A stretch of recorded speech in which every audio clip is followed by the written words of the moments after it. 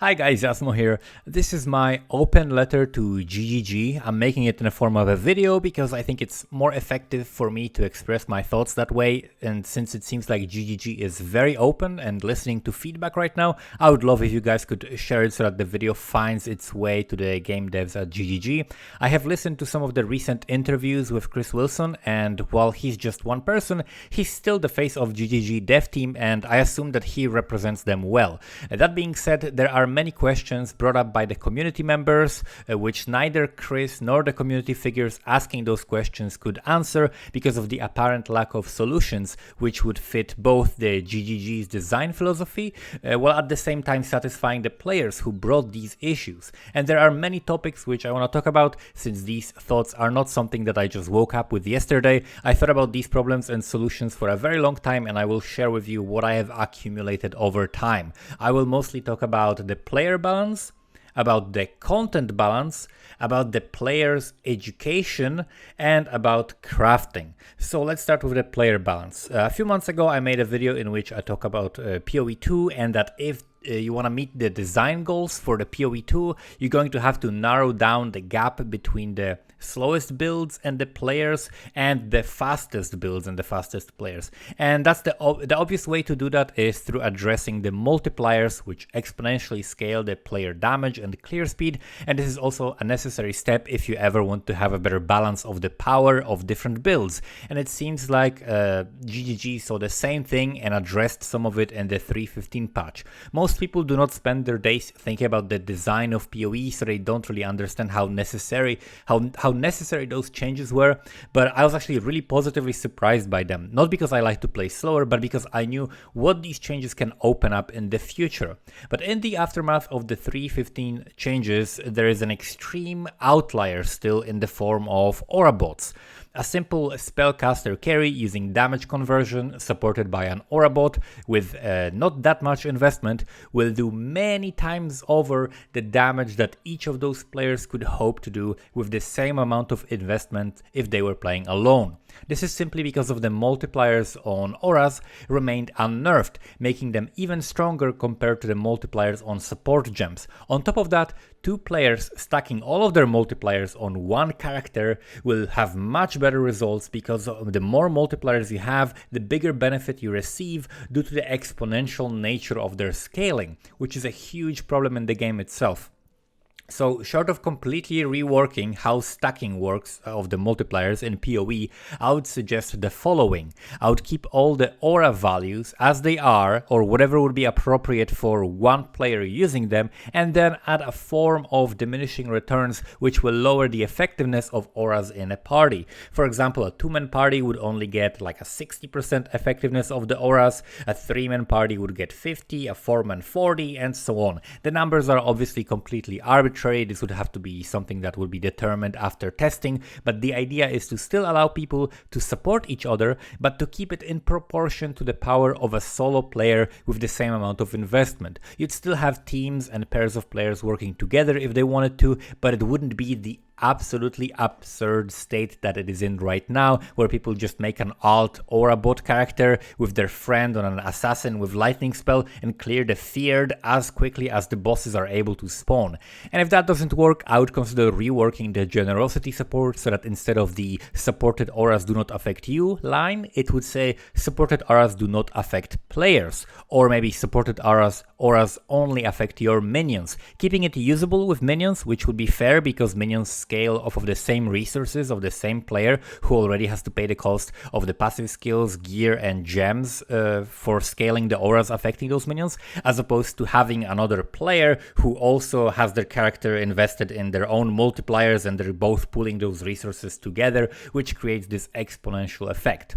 So that would be one of the issues of the player balance that I would address. There are many others, but I feel like this is like the most important outlier right now, and other issues stem from different different things, such as the content balance. So now that we've talked about the problematic nature of the exponential scaling, let's talk about balancing the content in which this type of scaling exists. So you have players which play many hours every day and their character still does 600,000 damage, and also players who after week 1 have 20 million DPS on a turbo zoomer LA hit raider. How do you make content which satisfies the fastest and strongest players and also keeps them playing, while making sure that the slower players have content which is accessible to them and that they can actually complete and progress their builds? You add layers of difficulty, and perhaps the best example of that is already in the game is the Awakener. As much as I hate the fight from a boss design aspect, and I'll talk about that later in the video, it is absolutely genius and well executed from the point of view of the content. First of all, players can choose to fight Awakener 0 or Awakener 1, 2, 3, all the way up to 9. There are multiple degrees of difficulty which the player gradually gets used to. The difficulty jumps are reasonable and the player has agency over how difficult they want the fight to be. Secondly, the rewards scale with the difficulty. The harder you make the fight, the more loot you get. Doing Awakener 0, you're probably gonna get an average, unique, and some influenced items. But on Awakener 9, I've once dropped an Awakener's Orb, perfectly rolled Savior, Awakener support, Awakened support Jib, and a unique Watchstone, all from one fight. This is something that unfortunately many other boss fights are missing. You usually get more from opening a single League Mechanic chest with an icon above it than from killing a difficult boss. One of the best feelings in PoE is actually when you just kill a map boss and then he drops a sextant and a couple of chisels. It's not much, but the fact that he drops something that shows on your loot filter makes the kill so much more satisfying. And nobody cares about white, magic, or rare items these bosses drop. They might as well not exist, and you shouldn't really factor them when you're considering how rewarding the fight is. Bosses should drop some currency, otherwise it's just silly in my opinion. Third, and perhaps most important about the Sire's fight, you can actually enter the fight. I know, what a concept, but this isn't something that can be said about all of the boss fights in PoE. For example, in the case of Ultimatum boss, the fight can be randomly triggered if you do the League mechanic long enough, but it never feels like you can just decide to farm it. With Awakener, you can do so much to keep spawning him. You still have to work for it, and it's not something you can just spam, but there is a very reasonable path toward it. You can select short maps to complete them quickly. You can use Atlas passives from the Uncharted Realms tree to gain extra progression toward Conqueror, and you will never encounter bad RNG that just stops you from progressing toward another Cyrus encounter. After you grind your Atlas a bit and earn your right to fight the Awakener, you can choose to do it whenever you want and however you want, while the fight and the rewards remain actually well balanced and useful. This is very, very well executed. Apart from the mechanical aspects of the fight, this is a perfect example of how tiered content can work in PoE. I have never heard or seen a single complaint from people with weaker builds that they feel like they're missing out because Awakener 9 is out of their reach. They're happy that they can do Awakener 0 and experience the fight because it gives them a path to progression, and they're still doing a version of the cool content that the strong builds are farming. So Uber versions of fights, similar to something like Heroic or Mythic raids in WoW, are a good solution and should be added wherever possible and necessary. They can be in the form of boss fights or areas where you fight lots of monsters like maps. It's pretty much just a license to add harder and more rewarding content to the game without negatively affecting the average player, who will still be able to access the content in the normal version of these encounters. It is a form of aspirational content that keeps people playing and avoids having a negative feeling of missing out for players who would like to try it. It would also allow you to balance the rewards of the endgame encounters better. The harder boss fights would give better rewards. They could even give Uber or heroic versions of unique items. We already had uniques being upgraded by prophecies and Breachlord blessings, as well as the replica uniques, so putting stronger uniques as a possible drop from the hardest encounters would give people more of the chase items that they keep asking for and a reason to keep improving their character. It would have to be really difficult content, but as long as there is an easier version of it, you can pretty much make it as hard as you want, which is why this solution works so well. The one-size-fits-all approach creates a lot of unnecessary issues that this system avoids. And continuing specifically on the topic of boss fights, there is a lot that GGG did amazingly well and a lot that they did actually horribly wrong with them so far. So I already mentioned the incredibly well done and like difficulty and reward scaling and accessibility of the Cyrus fight. This is really good. This is like an amazing aspect of that. However, the fight itself is an example of absolutely horrible boss design, and I want to bring it to the attention and explain why. While the Ultimatum boss, for example, the encounter is an incredible boss fight, perhaps one of the best that GGG made, but at the same time it has terrible accessibility and reward structure, which Cyrus has great, so they're like an inverse of each other. So let's tackle the Cyrus fight first. My biggest problem with the fight is that it's not a fight, and that it requires things which are not required from the player anywhere else in the game before that fight. So the boss is an artificially extended fight with numerous invulnerability phases. The boss is untargetable or teleports out of the screen most of the time. It abruptly teleports the player into an annoying maze, like even without being bagged, and it's a very unenjoyable fight. The player also must have sufficient regen or other form of recovery that doesn't rely on or hitting or killing the enemies. This is something that is not required anywhere else before fighting Cyrus. When you run your maps, you can have leech, you can have life gain on kill, and in Cyrus you cannot rely on that, and it is not indicated in any way before the fight, so most characters that do not have overpowering amounts of damage will not be made correctly to survive the fight. And I cannot stress this enough, the boss is running away and hiding from you 90% of the time, and extending the duration of it and stopping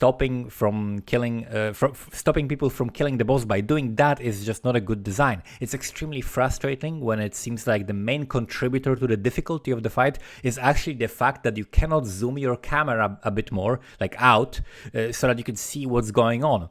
And no boss should have so many abilities that make him immune and untargetable, while you have to jump through hurdles just to be able to have a couple of seconds of combat before he disappears again without any counterplay. He has no mana that he will run out of by spamming this, there is no mechanic to interact with to stop his constant hide and seek, and you're simply just forced to go through the same chain of annoying cheat moves every time. This, in my opinion, is an example of a really bad boss design in POE, but now let's go to a good boss design example, which, to be fair, there are many more, like Atsiri, Shaper, Uber Elder. GGG made a lot of really fantastic boss fights.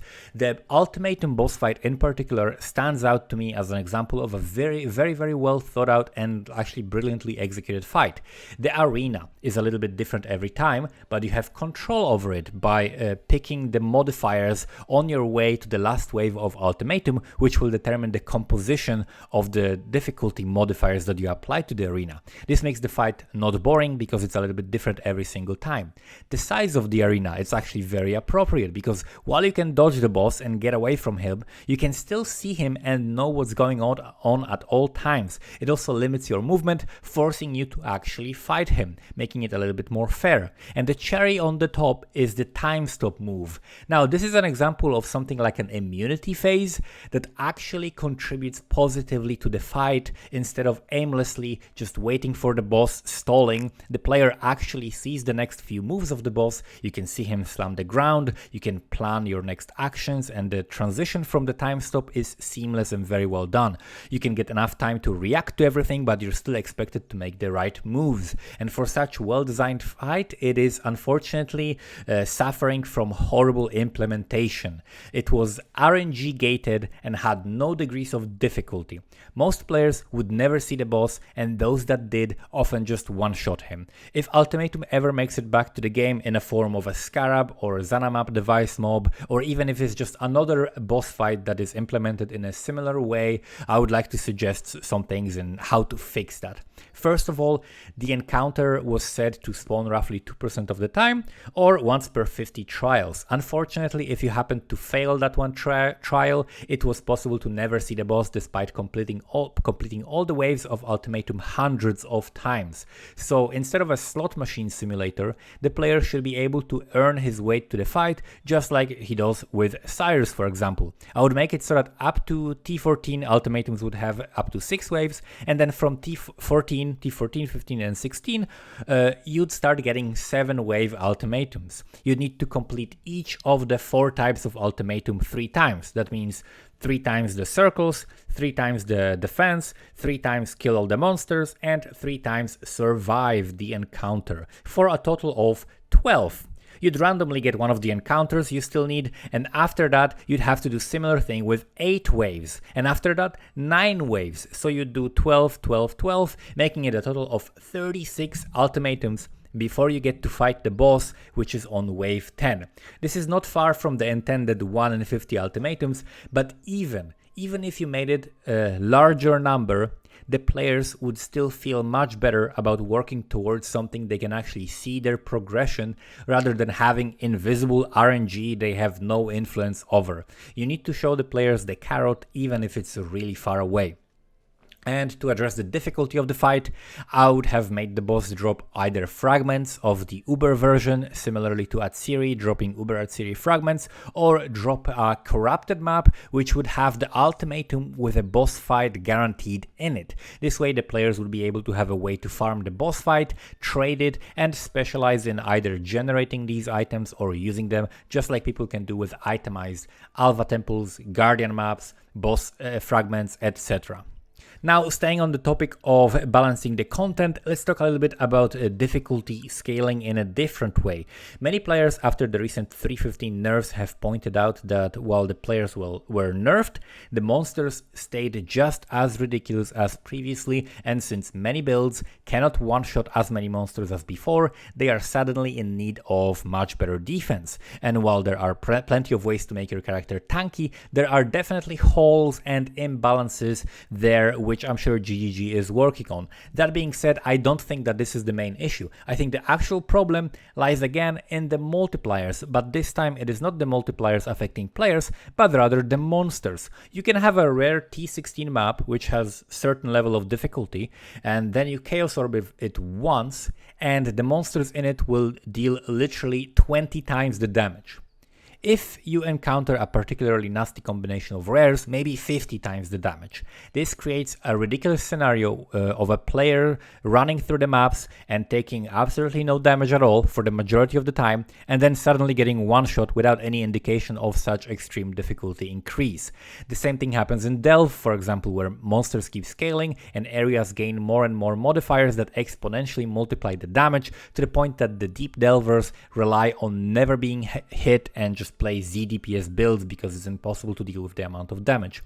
In other words, the difficulty curve in terms of the modifiers affecting monsters is too steep, and as you're adding modifiers one by one, instead of gradually growing, the difficulty increases exponentially. It goes from something like being 1 out of 10 in terms of how difficult it is, and then it goes to 2 out of 10, then it goes to 4 out of 10, and then suddenly to 64 out of 10.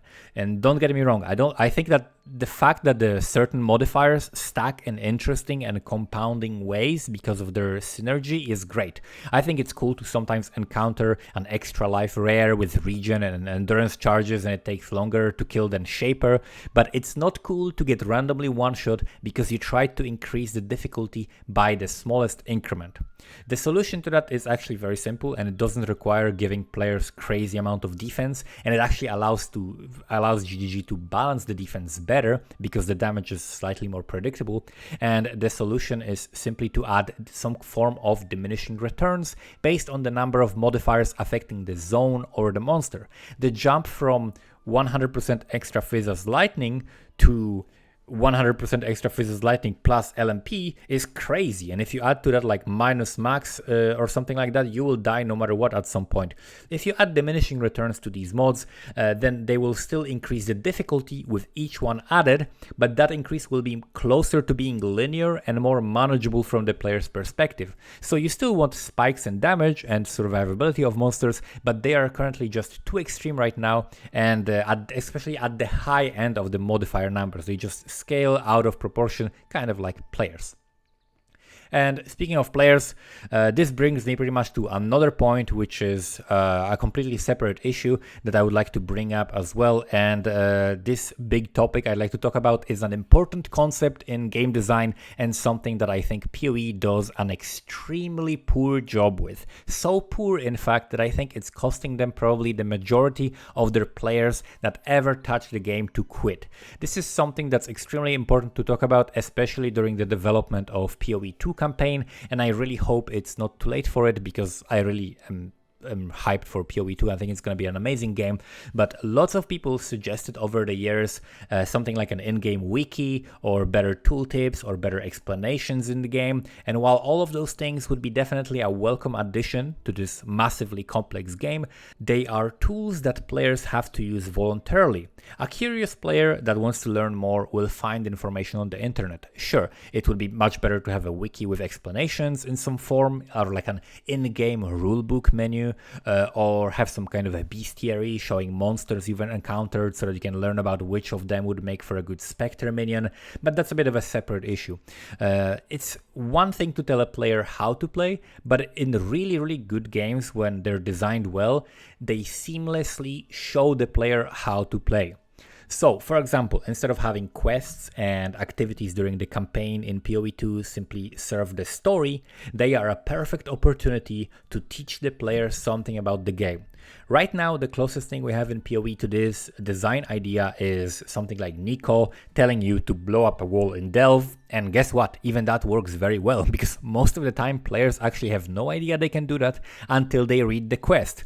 Now imagine if the quest actually had Nico go with you for one short stop and do it himself, showing you how to use flares and explosive. Imagine if one of the early quests was to get magic boots with 2 modifiers to an NPC who lost his shoes, and he sent you somewhere where you would be guaranteed to find a white pair of shoes after killing a monster, and that would be a quest item, and then he gives you a transmutation orb and a few augments and alterations and tells you what to do with them. The player immediately learns about crafting, and as a reward they can keep the remaining currency. The NPC would also tell them that he can give you more of those orbs if you sell him some items teaching you about vendoring. GGG should really identify what are the crucial mechanics which are important for players progressing through the game, which ones are confusing the players, and find a way to teach them to players through gameplay. Just make it something that has optional or skippable animations, so that the experienced players can just take their rewards and move on without having to go through like any needless tutorials that they do not need.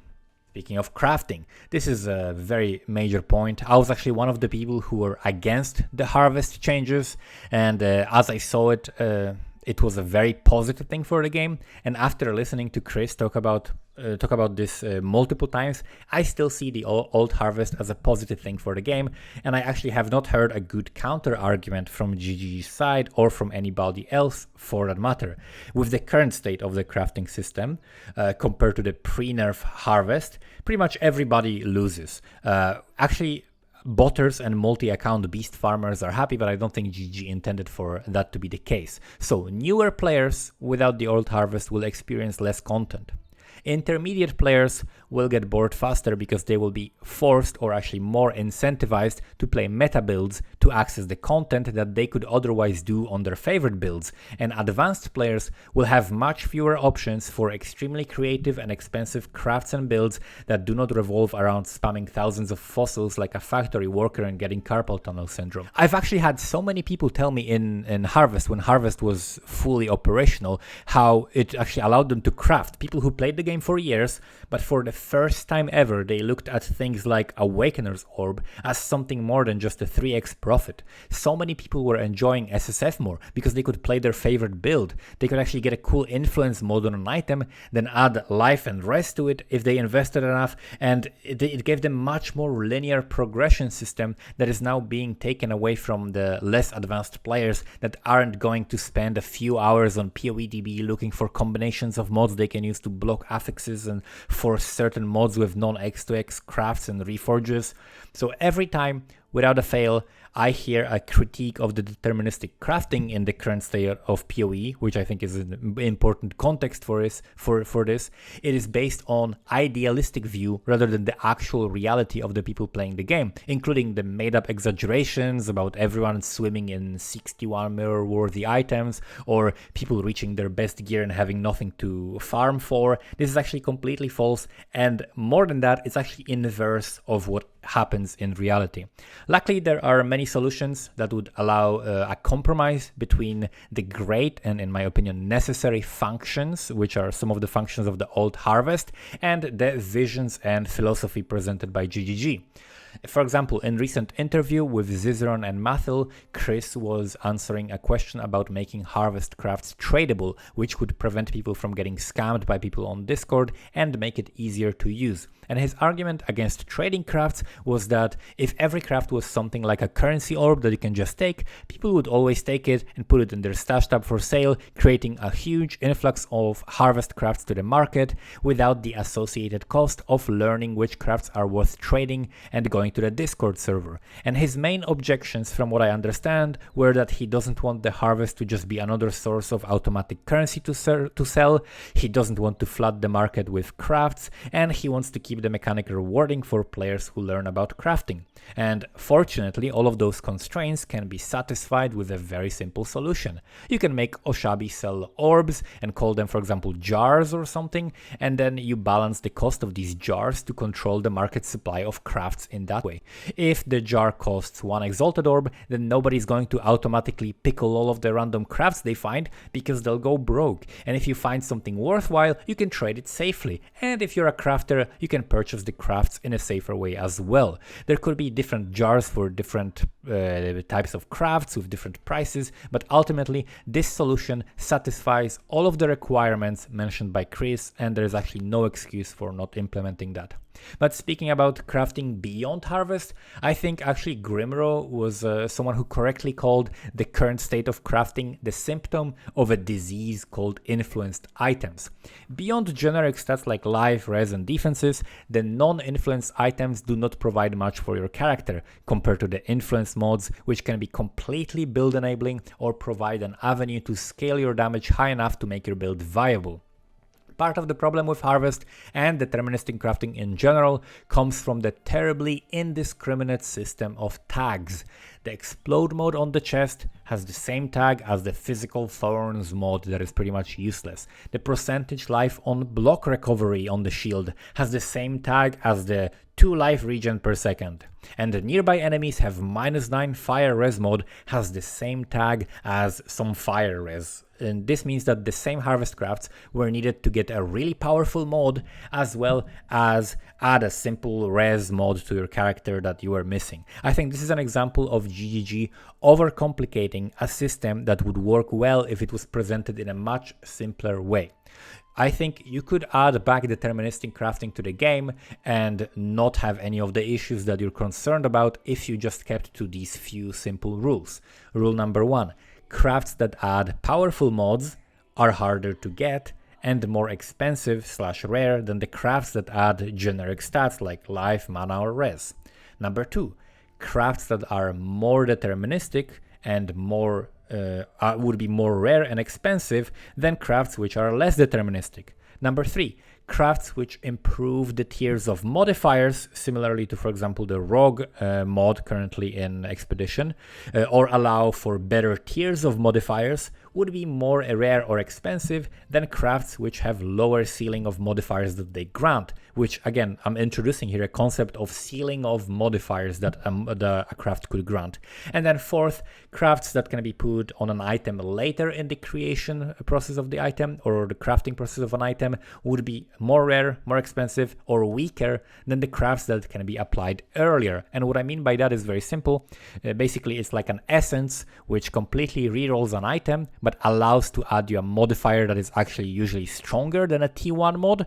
And that's on one end of the spectrum, and on the other end of the spectrum is a benchcraft, which can be added to a nearly finished item without ruining it, but the modifier is not as powerful as a T1 mod. This is a general rule that should be applied more in crafting. And coming back to tags, I think the system of tags simply doesn't work well when combined with deterministic crafting. It is fine for things like fossils and reforges, but if you are crafting on top of an item without rerolling it, you should use a different way of grouping the mods, because relying on tags and the mod weight can be completely bypassed with sufficiently small mod pool, and increasing the mod pool to compensate for that would dilute it too much for the other methods of crafting. So that way, the way people bypass the mod weight while crafting, for example, is by filling in the mods, such as 3 physical mods on an explodey chest and then annulling them, making it at worst whatever is the chance to not annul the desired mod instead of whatever is the chance to hit that mod on its own. So the very simple rules I mentioned before would need to be applied in the same way, which means making it so that the crafting of a +1 to cold skill gems on an amulet would require a much more rare and expensive craft than adding some cold res to an item, right? Because that's a much less important thing. That's not as powerful. So you can make any combination of these and balance them appropriately. You can have crafts that, similarly to Rogue, upgrade a tier of a modifier, but for example restricted to doing that only 3 times. For example, you can have a polishing orb, upgrade 1 to 3 modifiers by 1 tier, and after you use it, the item is now polished and can no longer have polished orb applied to them, right? The polishing orb. It would also be better if all crafts don't just come from one league mechanic. This is something that can be spread across the game, with better crafts, for example, being a reward for more challenging content, right? If you're running the more challenging content, you're gonna find more powerful crafts. If you're running the weaker content, you're gonna find weaker crafts, but you still should be able to find something. If you want to craft like a triple elevated, double influence crazy item, it should probably require farming the top tier content. But if you want to upgrade a T7 cold res mod on a cool pair of boots that you found earlier, just as you got into the maps, you should be able to do that by farming content that is appropriate to an entry level mapping character. And the reason why I'm repeating this so much, this scenario of adding life or res to an item, is that I think this is the most important feature of Harvest, like by far, because it enables people to play many more builds than they could play otherwise. Playing something like a creative ignite build without fire damage over time multipliers is not really viable these days, at least when compared to more meta builds. The fire.multi mods themselves are pretty easy to roll once you get your hands on an influenced item, but the jump in cost from that to an influenced item with decent life and res is realistically actually pretty big. It's too big for a character actually that cannot do high tier content yet, because people who craft good items will only bother with doing it on the best basis of at least item level 84 so that they can hit T1 res, and that means that the supply is more limited and the items end up being much more expensive, and since they are already spending more money on the crafting base, they're probably going to aim for a more high-end item to increase their returns, and this leaves a big gap between simple life plus res items and the influenced items with build enabling mods. And they don't even have to be so crazy. There's simply no middle ground, but that middle ground actually did exist in Harvest, and while Harvest was unnerved. During Harvest, you could find a random hunter-influenced quiver just while mapping and doing your first conquerors, and use some scorched fossils to get the fire.multi on it, and then work toward acquiring harvest craft that would allow you to put some life on it. You finish it up with a bench-crafted resistance, and you have a usable item for like 1 to 2x that allows you to progress through content. Nowadays, you have to suck it up, dealing 0 damage until you can get enough currency than before to buy the finished item from someone. There is no middle ground, there is no progression, and there is no sense of accomplishment. There is no satisfaction, there is less engagement, there is less incentive to pick up and look at items, less incentive to craft it. You're not picking up items because they're never as good as the ones you can buy, and you cannot improve them or craft something in between that you specifically need. Without the ability to perform these simple crafts where you get a decent base you can find, roll like one desired build enabling influence mod mod and then craft the item further to the level that it's actually usable. Without that, we see much less build diversity and a much bigger gap between the meta builds that can do all content and the off meta builds that struggle more than before due to the nerfs. GGG basically took away players' agency over their items and crafting them, and then made the game harder. I would much prefer if the game was harder because there's hard content, not because I cannot gradually upgrade my gear without just replacing my items for something from the trade website, because that's just boring and lame, but that's just my opinion. Anyway, I hope that this feedback is useful. I tried to be concise and skipped my feedback about performance because this league is actually much better, and I'm really happy with the improvements to the game's performance. And I've also heard Chris say that they're considering the change that I kept on talking about many leagues now, the disabling of rendering items that drop from monsters. So I hope they do it because it would really help. But anyway, if I missed something or if you have any questions or comments, feel free to post them here or check out my Discord where you can reach me directly. The link is in the description. Thank you so much for watching and see you next time.